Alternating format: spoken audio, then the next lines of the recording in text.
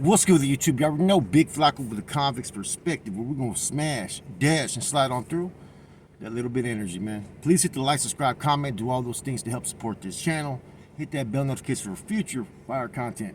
So, I'm doing this video right now because we have some breaking news. I was gonna say exclusive, but this is not really an exclusive. Breaking news out of Fresno County.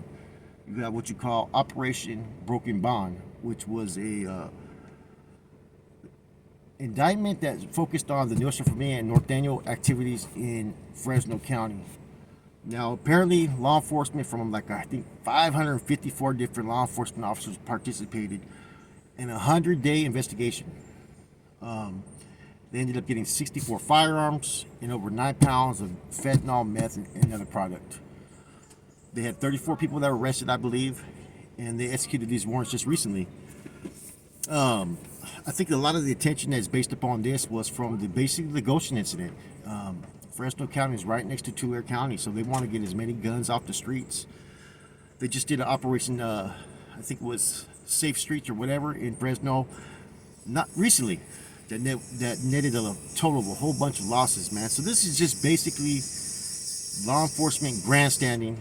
Like, look, we're doing our job, we're doing our responsibility, we're trying to keep the streets fucking clean, and they're focusing on the NF and Norteños at this time. That Goshen massacre had a huge effect on so many different people that a lot of people really were affected by that. And the fact that the media has tried to portray that the NF was involved in that, or had associates, NF associates involved in it, has brought a little bit of negative publicity. As we all know, these individuals kind of acted in their own, I know a little bit more about this, man. I'm going to sit there and say this, that one of the persons that was running that area pretty much had influenced those guys in a sense, like, you're not going to do shit about it. And these dudes, the night before, planted that seed. I'll leave it there. Anyways, yeah, another fucking indictment. Like I said before, man, the magnitude of how these California gangs operate, man, and prison groups, organizations, how they kind of run parallel out there in the streets,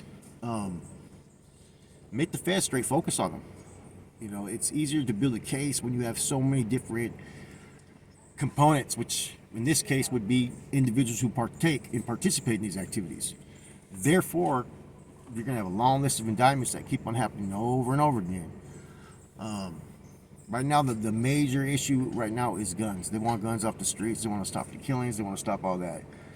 And this is just another form, like I said, of the DA, the feds, ATF, CDCR, you know what I'm saying, Special Service Unit, and all these units, right, to basically grandstand. All this stuff is based upon politics, man.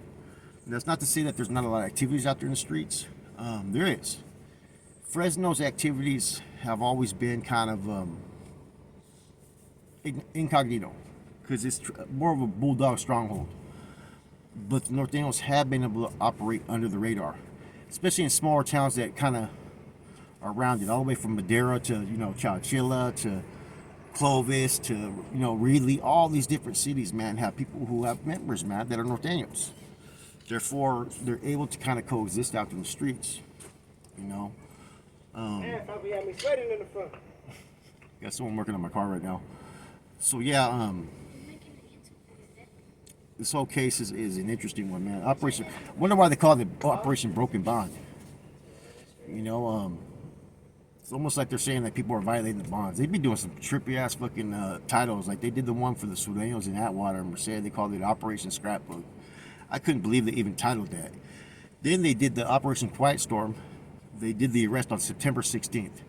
I swear to God, man, the feds know exactly what they're doing. They want to rub it in everybody's face a little bit, man. But it is what it is, man. There was one murder of a 52-year-old Mendoza. He had 5 children and 10 grandchildren. He was a field worker.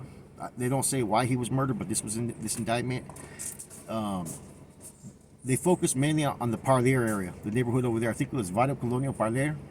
I think that was the neighborhood. Who, as far as recently as 2022, had set fire to a police vehicle, right? And have made threats against local law enforcement. So Fresno County, man, they're getting active out there, man. You know what I'm saying? But this is nothing new. To me, I think every 2 months you're going to see new indictments. And they also had Avenal State Prison and Corcoran State Prison were also involved in this investigation too. Why? I don't know. A lot of these prisons are having influences from there more to the streets.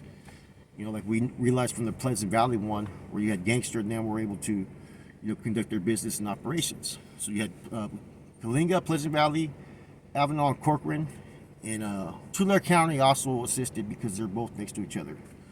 So what comes next? This is a major blow to the Fresno area for the NF. The NF has really started to grow a little bit of a, let's call it, they've had numbers a little bit more as opposed to years past. And they've been able to operate kind of in an incognito way as opposed to being out there on, you know, on Front Street.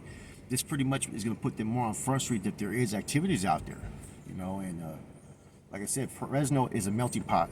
You have everything out there. You have Crips, Bloods, Sudanos, Bulldogs, of course, Asian gangs, white gangs. And so this is a really hard area to sit there and infiltrate. But the thing is gangs like the Bulldogs are not organized. They have the numbers, but anybody that's out there conducting illicit activities in the neighborhoods, it's not like you have a regiment or something like that. These are individuals who go out there and just decide to get into the functions. They don't have anybody paying dues, nobody paying taxes. So basically, it's an open market for people to go in there and try to establish themselves. You know, in a lot of senses, it kind of reminds me of Arizona. You know, there's not as much street politics in Arizona.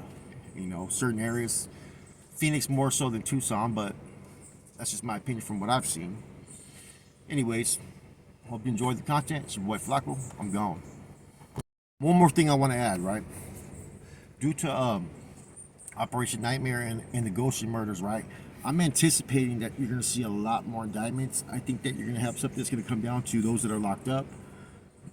You know, this is just my belief. I think they're going to have those that are tied in. And I think that, you know, this, like I said, man, that whole incident in the Goshen is kind of like a stain in society's eyes. You know, as far as from where I'm from, what I know about the organization, you know, I know what time it is. I know that they would never sanction a hit like this. You know what I'm saying? I think that you maybe have an individual who overstepped his influence upon others, and those others maybe probably were twacked out or on something, man, and decided to take action. But in any event, you're going to see a lot more consequences along the lines. I think eventually you're going to have an indictment come out, right? You know what I'm saying? Against those that are locked up. They're doing more investigation. So look at the time frame. We're in May, 100 days. So that's May, under 100 days. So April, March, February, January. They started this investigation after Goshen massacre, man. Look at it. Everything lines up, man. So you're going to see a lot more indictments. And I guarantee you, they're emphasizing anybody who had controlled those areas to start investigating and looking into it. You know what I'm saying? So tap in and look into it. Hope you guys have a good one. Once again, it's your boy Flacco, Convicts Perspective. Check out my other channels, man, the Convicts Reaction and Real Talk with Flacco. All right, guys, you guys have a good one.